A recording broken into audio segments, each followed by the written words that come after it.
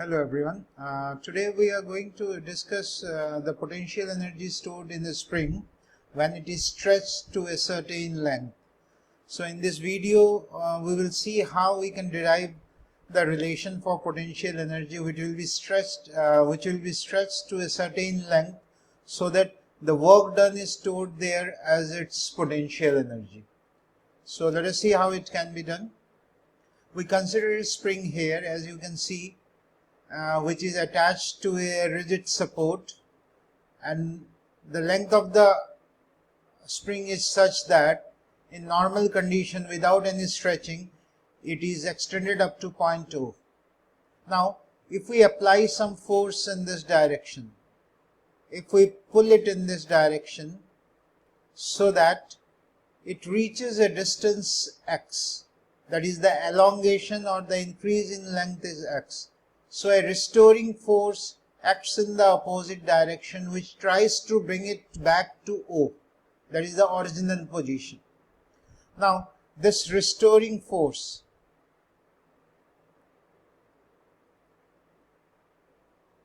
which acts on the spring when it is stretched to a length, say x, the restoring force increases with the increase in the elongation. So we can write here the restoring force is directly proportional to the elongation.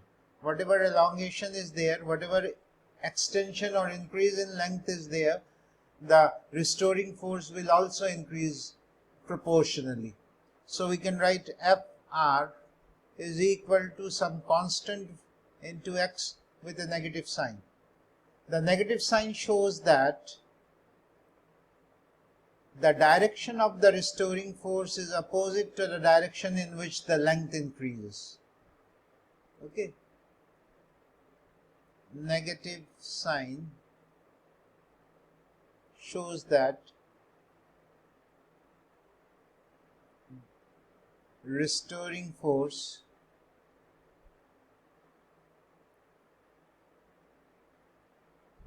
acts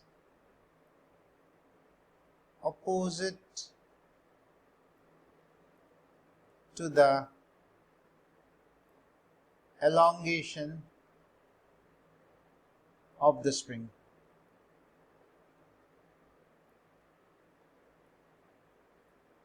Okay.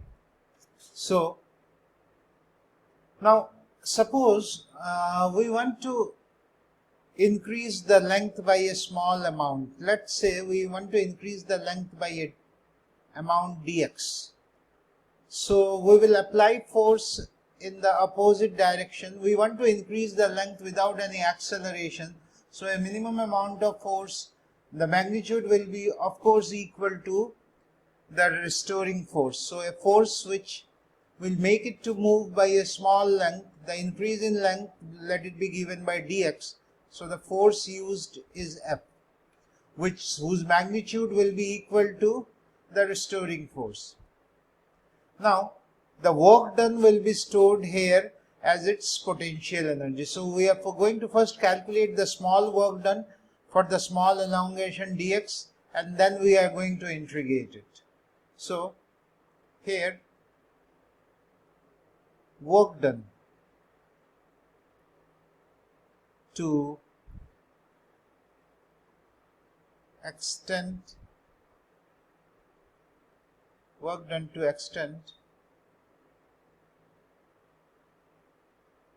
the length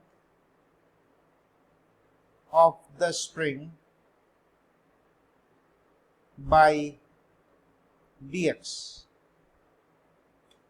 So to extend it by dx length, the small work done will be dw, which will be given by F dot dx, and F has the same magnitude as that of the restoring force, but the direction is opposite.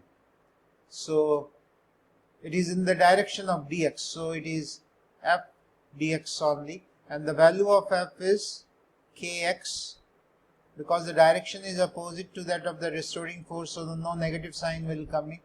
So here kx dx. Therefore total work done to elongate the spring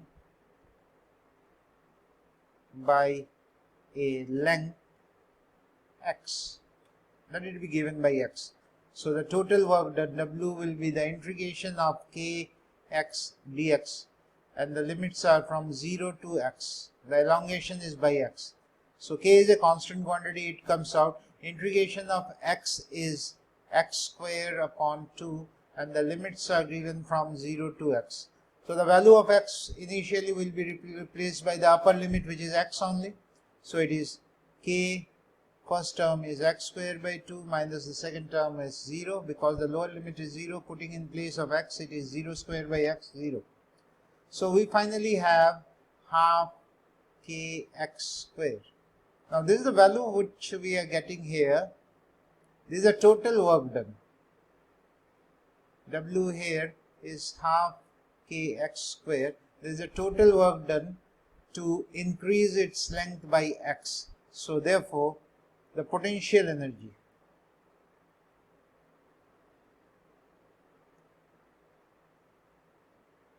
stored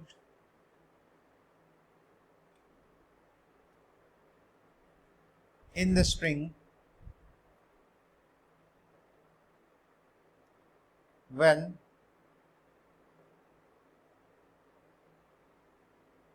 it is stretched to increase its length by x. So the value of potential energy is obviously the total amount of work done, which is half kx square, where x is the elongation in the spring. Now suppose we draw the spring again, and the length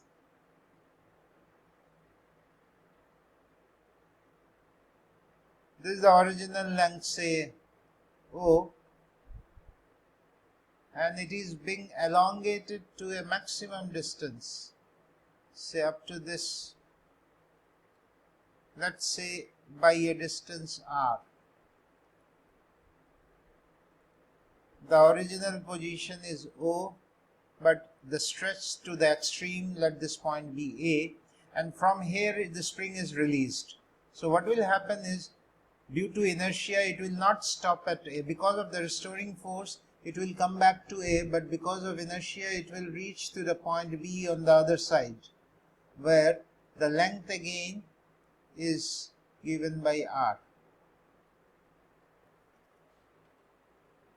That is, at point A, the value of x is R, and at point B, the value of x is minus R. So we can write it in this form, or we can also write, instead of writing this way, we can choose to write here x is equal to R, and here x is equal to minus R. So these are the values which we are having here.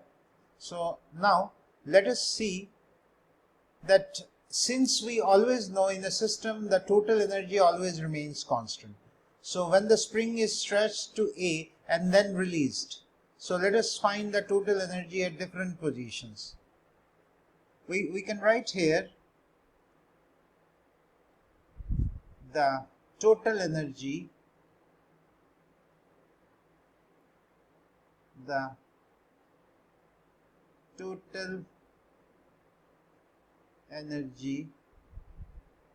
stored in the spring is constant. That means if we consider this condition, and we know that the potential energy, suppose we start with point A, at point A. Okay, so we start with point A. So at point A, the value of potential energy obviously will be half k r square, because the value of x is r, and the value of kinetic energy, which can be given by T. Capital T represents kinetic energy, which is 0. No motion is there at the extreme point, so the kinetic energy is 0. Therefore, the total energy E will be equal to half k r square plus 0, which is equal to half k r square. Now, let us take the point O. At point O, the value of potential energy is half kx square, but the value of x is 0.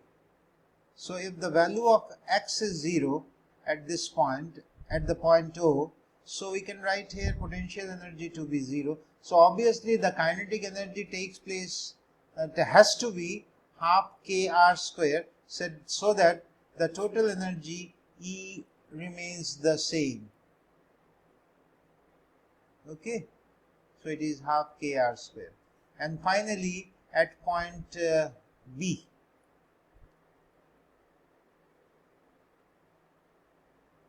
so when we consider point B, at this time again the potential energy is half k minus r square is r square only, and obviously the kinetic energy will be 0. So again the total energy, you can see it is half k r square plus 0 is equal to half k r square. So we always have the total energy which remains fixed. Now if we want to draw a graph which represents the total energy stored, so we can do that.